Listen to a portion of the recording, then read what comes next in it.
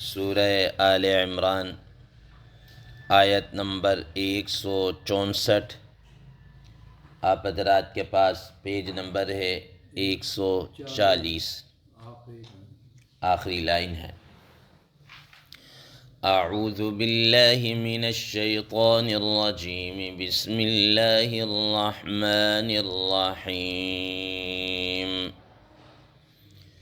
لقد من الله على المؤمنين إذ بعث فيهم رسولا من أنفسهم يتلو عليهم آياته ويزكيهم ويعلمهم الكتاب والحكمة وَإِن كَانُوا مِن قَبْلُ لَفِي ضَلَالٍ مُبِينٍ۔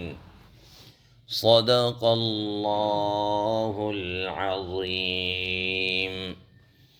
اللہم صل علی محمد النبی الأمی وعلی آلہ وسلم تسلیما کثیرا کثیرا۔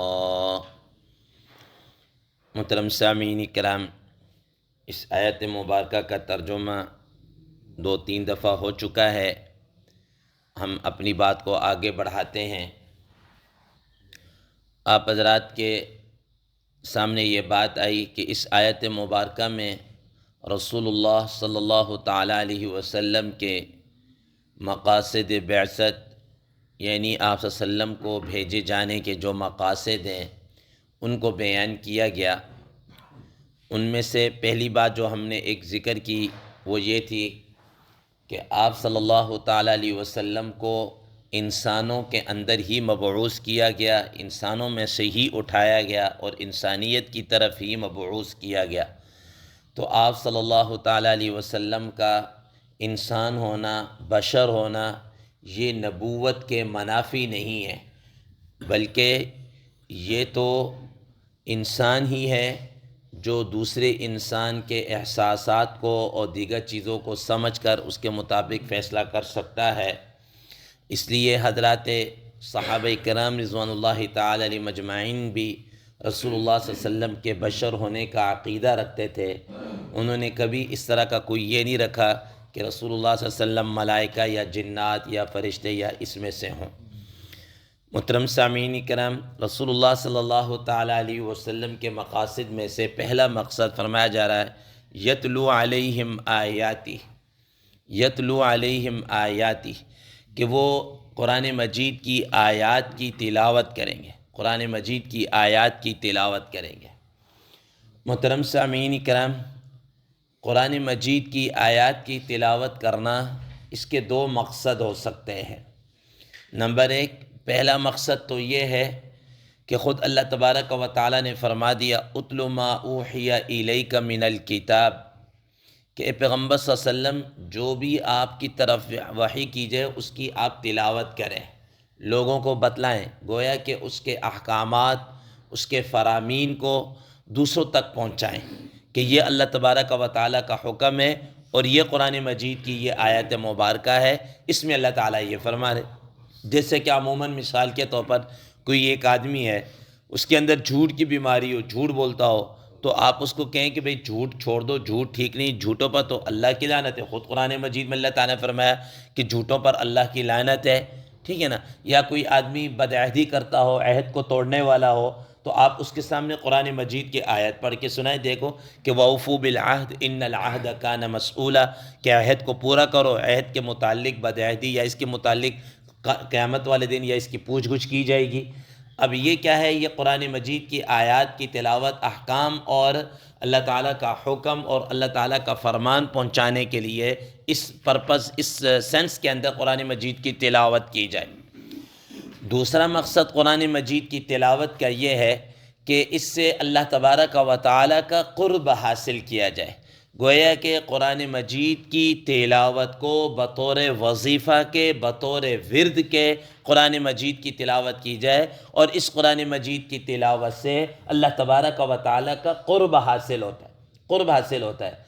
آپ حضرات نے پڑھ رکھا ہے، سن رکھا ہے کہ حدیث مبارکہ میں آتا ہے، رسول اللہ صلی اللہ تعالیٰ علیہ وسلم نے ارشاد فرمایا کہ یہ ایسی بابرکت کتاب ہے کہ کوئی آدمی اس کو پڑھے، اب پڑھنے کے دوران چاہے اس کا مفہوم اس کی سمجھ میں آئے یا نہ آئے، دونوں صورتوں کے اندر اس کو اجر ملے گا۔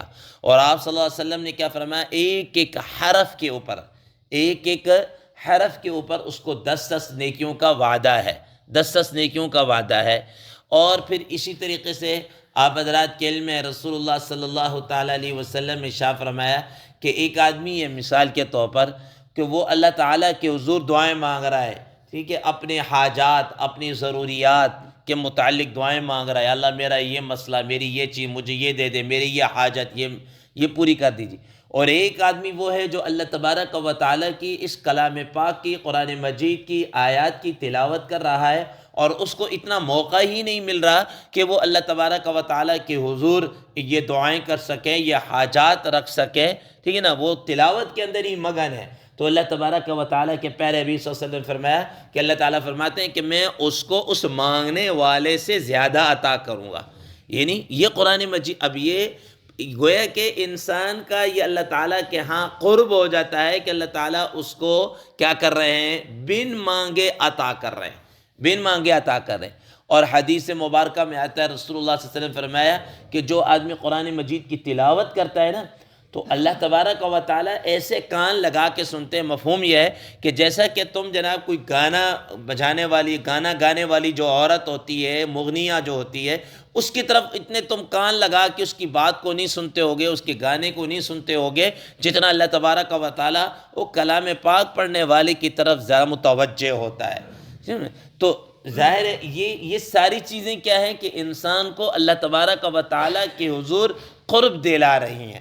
تو یہ تلاوت کا دوسرا مقصد کیا ہے کہ اللہ تبارک و تعالیٰ کا قرب حاصل کرنا۔ تو رسول اللہ صلی اللہ تعالیٰ علیہ وسلم کے یہ دونوں مقاصد تھے، دونوں طرح تلاوت کی، اور امت کو بتا دیا کہ احکامات اور فرامین کی شکل میں بھی تلاوت کر کے بتائی، اور ویسے بھی آپ صلی اللہ تعالیٰ علیہ وسلم تلاوت کرتے تھے، جیسا کہ حدیث مبارکہ میں آتا ہے کہ آپ صلی اللہ تعالیٰ علیہ وسلم ایک ہی رکعت کے اندر سورہ بقرہ بھی پڑھ رہے ہیں، سورہ آل عمران بھی پڑھ رہے ہیں، سورہ نساء بھی پڑھ رہے ہیں، لمبی لمبی قراءت کیا ہے رسول اللہ صلی اللہ علیہ وسلم کر رہے ہیں۔ تو یہ یتلو علیہم آیاتی، کہ اللہ کے پیارے نبی صلی اللہ علیہ وسلم کیا کریں، آیات کی تلاوت کریں۔ دوسرے نمبر پر دوسرا مقصد کیا ہے، وَيُزَكِّيهِمْ، کہ ان کا کیا کریں، تزکیہ کریں، تزکیہ کریں۔ تزکیہ کا معنی کیا ہوتا ہے؟ تزکیہ کا معنی ہوتا ہے صاف کرنا، پاک کرنا، صاف کرنا۔ اور یہ کس چیز کو صاف کیا جاتا ہے کہ انسان کے دل کو یا انسان کے من کو، انسان کے اندر کو یہ جو برے اخلاق ہوتے ہیں، باطنی گندگیاں ہوتی ہیں، اس سے انسان کو کیا کر لیا جائے، پاک کر لیا جائے، صاف کر لیا جائے۔ محترم سامعین اکرام، اصل حقیقتاً تو تزکیہ اللہ تبارک و تعالیٰ کرتے ہیں۔ خود قرآن مجید 18واں پارہ سورہ نور کے اندر اللہ تبارک و تعالیٰ ارشاد فرماتے ہیں، فَلَوْلَا فَضْلُ اللَّهِ عَلَيْكُمْ وَرَحْمَتُهُ مَا زَكَىٰ مِنْكُمْ مِنْ أَحَدٍ أَبَدًا وَلَكِنَّ اللَّهَ يُزَكِّي مَن يَشَاءُ۔ اللہ تبارک و تعالیٰ کا فضل نہ ہوتا کوئی تم میں سے پاک نہ ہوتا۔ یہ تو اللہ تبارک و تعالیٰ جس سے چاہے اس کا کیا کرتے ہیں، تزکیہ کرتے ہیں۔ لیکن ایک جو بظاہر سبب بنتا ہے وہ رسول اللہ صلی اللہ علیہ وسلم کی ذات اقدس ہے کہ آپ صلی اللہ علیہ وسلم نے یہ تزکیہ کیا ہے کہ اخلاقی جو بیماریاں ہیں، اخلاقی جو گندگیاں ہیں، دل کے جو روگ ہیں، دل کی جو بیماریاں ہیں، ان کو کیا کر دیا جائے، دور کر دیا جائے۔ اب وہ کون سی اخلاقی اور بیماریاں ہیں، باطنی بیماریاں کون سی ہیں؟ فرمایا کہ مثال کے جیسے کہ کفر ہے، شرک ہے، دل کے اندر کبر ہے، جھوٹ ہے، غیبت ہے، حسد ہے، ٹھیک ہے نا، یہ ساری چیزیں کیا ہیں، بد اخلاقی ہیں۔ یہ ساری چیزیں کیا ہے، انسان کی باطنی بیماریاں کہلاتی ہیں۔ اب ان چیزوں کے اندر کفر ہے تو اس کی جگہ ایمان آ جائے، شرک ہے اس کی جگہ توحید آ جائے، بد اخلاقی ہے اس کی جگہ اعلیٰ اخلاق آ جائے، تکبر ہے اس کے اندر تواضع آ جائے، جھوٹ ہے تو اس کے اندر سچ آ جائے، ٹھیک ہے، یہ ساری چیزیں گندگی رذائل کو نکال کر اعلیٰ اخلاق کو یہ کرنا، یہ تزکیہ کہلاتا ہے۔ اور رسول اللہ صلی اللہ تعالیٰ علیہ وسلم یہ کرتے رہے، گویا کہ یہ آپ صلی اللہ علیہ وسلم ایک طریقے سے مرشد اعظم ہے، ٹھیک ہے نا، مرشد اعظم ہے۔ اور یاد رکھیے گا اصل مرشد وہ ہوتا ہے کہ جو اپنے ماتحت افراد یا جو اس سے متعلقین ہوتے ہیں ان کے اس طرح کی اخلاقی اور اس طرح کی ان کی تربیت کی جائے، اس کی تربیت کی جائے۔ یہ نہیں ہے کہ آج کل جس طرح ٹھگ بازاری ہے کہ جناب اعلیٰ وہ پیر بھی بنے ہوئے ہیں اور جناب مختلف قسم کے نذرانے بھی آ رہے ہیں تو اور یہ سب چیزیں چڑھاوے بھی چڑھائے جا رہے ہیں، یہ کوئی پیری میں یہ ٹھگ بازی ہے، ٹھیک ہے نا۔ رسول اللہ صلی اللہ تعالیٰ علیہ وسلم کا یہ مقصد نہیں تھا، نہ یہ کیا کہ جناب ان سے نذرانے اور یہ نہ، یہ ہم نے آج کل دکانداریاں لگائی ہوئی ہیں، ٹھیک ہے۔ تو اصل مرشد کا کیا کام ہوتا ہے کہ وہ اپنے متعلقین کے کیا کرے، دل کا تحلیہ کر لے، دل کو پاک اور صاف کر کے کیا ہے رکھ دے، تاکہ اس دل کے اندر رب آ جائے، رب۔ اور رب کہاں آئے گا؟ مجھے آپ ایک بتائیں کہ ایک جگہ ہم کہیں ہو، مثال کے طور پر گندگی ہو، نجاست ہو، تو کیا ہم وہاں بیٹھنے کو ہمارا دل چاہے گا؟ ہمارا وہاں جانے کو دل چاہے گا؟ ٹھیک ہے نا، بالکل دل نہیں، چاہے ہماری ضرورت بھی کیوں نہ، ہم نہیں جاتے، ٹھیک ہے نا۔ تو جب ہمارا یہ حال ہے تو رب تعالیٰ کیسے آ جائیں گے ناپاک اس دل کے اندر، ناپاک جگہ کے اندر، ناپاک اس چیز کے اندر کہاں سے رب تعالیٰ آئیں گے؟ اس لیے اس دل کا تزکیہ کرنا رسول اللہ صلی اللہ علیہ وسلم کا یہ کام تھا، اور آپ صلی اللہ علیہ وسلم نے کیا ہے۔ یہی وجہ ہے کہ حضرات صحابہ کرام رضوان اللہ تعالیٰ علیہ مجمعین کے آپ صلی اللہ علیہ وسلم نے اس طرح اخلاقی تربیت کی کہ صحابہ کرام رضوان اللہ تعالیٰ علیہ مجمعین بھی عش کر اٹھے۔ جیسا کہ ایک روایت میں آتا ہے، ایک صحابی آئے اور آ کر نماز کے اندر جناب اعلیٰ، جیسا کہ ابتداً نماز کے اندر گفتگو ہوتی تھی، گفتگو کیسے ہوتی، کسی سلام کیا، سلام کا جواب دے دیا، یا جیسے بچپن میں ہوتا ہے نا، ہم نماز پڑھتے تھے کہ 7 وقت کتنی رکعتیں ہو گئیں، کتنی ہو گئی ہیں، وہ کبھی اشارے کے ساتھ، کبھی کس طرح بتا دیا، تو اس طرح کی کوئی گفتگو کی شروع میں اجازت تھی، سلام کا جواب دے دیا۔ تو جب بعد میں نبی صلی اللہ علیہ وسلم نے منع کر دیا، منع ہو گیا کہ بھئی اب یہ چیزیں نہیں ہیں، ٹھیک ہے۔ ایک صحابی کو پتہ نہیں تھا، وہ آئے حسب عادت انہوں نے یہ کہا کہ بھئی کتنی رکعتیں ہو گئیں، کیا ہو گیا سلام کا، یہ اس طرح کی دوسرے ساتھی نے یا دوسرے نے خاموشی کا اشارہ بھی کیا، کونی بھی ماری ہوگی، مثال کہا ہوگا بھئی نہیں خاموش ہو ہے، کوئی بات نہیں کی۔ تو بعد میں جناب اعلیٰ وہ رسول اللہ صلی اللہ علیہ وسلم نے اس کو بلایا اور آ کر سمجھایا کہ دیکھو یہ جو نماز ہے یہ ہمارے دنیاوی کلام اور ان چیزوں کی محتمل نہیں ہے کہ اس کے اندر تم یہ بھی کرو وہ بھی کرو، بلکہ خاموشی کے ساتھ نماز پڑھو، یہ کرو۔ آپ صلی اللہ علیہ وسلم سمجھا دیا۔ وہ صحابی کہنے لگے کہ نہ مجھے آپ صلی اللہ علیہ وسلم نے ڈانٹا، نہ کچھ اور کیا، بلکہ بڑے پیار کے ساتھ کیا کر دیا، سمجھا دیا۔ ایک اور صحابی کے متعلق بڑا مشہور واقعہ آپ نے سنا ہوگا کہ وہ مسجد کے اندر آئے، اور ظاہر ہے اس وقت جو مسجد نبوی کی اس طرح کی تو کنڈیشن نہیں تھی جو آج کل ہے، کچی مسجد تھی، کچا فرش تھا، اس کو جناب اللہ کہیں واش روم کی حاجت ہوئی تو وہ ایک خالی زمین جیسے ہوتی سمجھ کر بیٹھ گیا پیشاب کرنے کے لیے۔ اب جناب بیٹھا تو حضرات صحابہ کرام رضوان اللہ تعالیٰ علیہ مجمعین بھاگے اس کی طرف، نبی صلی اللہ علیہ وسلم منع کر دی، نہ روکو اس کو، اب کچھ نہ کرو۔ جب وہ اپنے قضاء حاجت سے جو فارغ ہو گیا اس کو بلایا، انہوں نے کہا کہ دیکھو یہ اللہ کی مسجد ہے اور مسجد کو ان جیسی گندگیوں سے ناپاک نہیں کیا جاتا، ٹھیک ہے نا، اس کو آلود نہیں کیا، نجاستوں سے آلود نہیں کیا جاتا، بلکہ مسجد کو پاک کیا جاتا ہے۔ پھر آپ صلی اللہ تعالیٰ علیہ وسلم نے اس جگہ کو صاف اور پاک کر کے اس طریقے سے کر دیا، ٹھیک ہے نا۔ تو یہ آپ صلی اللہ علیہ وسلم نے یہ نہیں کہ لٹھ لے کے اس کے پیچھے پڑ گئے، تو نظر نہیں آتا پہ تو اتنا بڑا ہو گیا ہے، اس طرح یہ نہیں کہا، بلکہ بڑے پیار کے ساتھ اس کو سمجھا کر دی۔ یہ نبی صلی اللہ تعالیٰ علیہ وسلم دوسروں کی اخلاقی تربیت کیا ہے کر رہے ہیں۔ ایک نوجوان صحابی نبی صلی اللہ علیہ وسلم کے پاس آئے اور آ کر کہا، یا رسول اللہ علیہ وسلم میں ایمان لانا چاہتا ہوں، لیکن مجھ سے زنا نہیں چھوٹتا، میں تو بڑا زناکار ہوں، زنا کرتا ہوں۔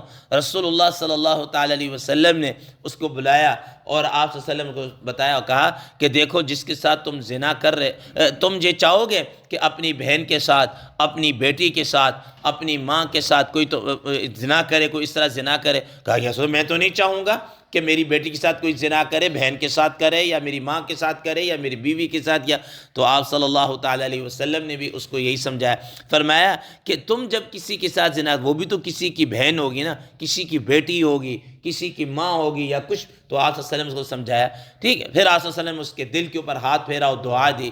تو یہ آپ صلی اللہ علیہ وسلم نے یہ کیا کیا ہے، ان کا تزکیہ کیا ہے، اور اس طریقے سے ان کے اخلاق، پھر ایسے اخلاق سنورے کہ وہ دوسروں کے لیے کیا ہے، ایک بطور نمونہ کے، ایک رول ماڈل کے طور پر سامنے آئے. تو محترم سامعین اکرام، یہ آپ صلی اللہ علیہ وسلم کا پہلا تلاوت اور دوسرا تزکیہ.